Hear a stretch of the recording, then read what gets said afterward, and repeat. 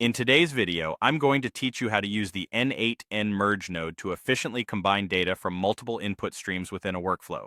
The merge node is an incredibly powerful feature in n8n, allowing you to streamline your data into a single cohesive output.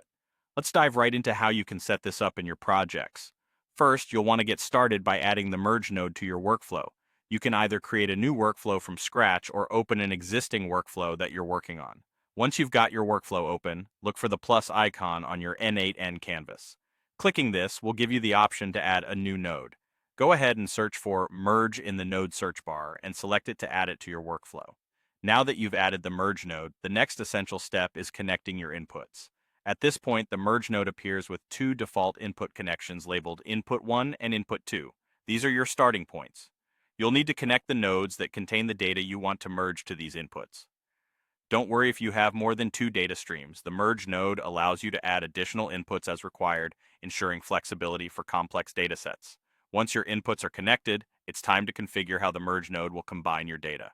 Double-click on the merge node to access its configuration panel. Here, you'll find several options under the mode setting. The mode you select will determine the specific way your inputs are merged. One of the most straightforward modes is append, which simply concatenates the items from your inputs. This is an excellent choice if your goal is to combine two lists or data sets into one extended list, with all items from input 1 followed sequentially by those from input 2 and so on.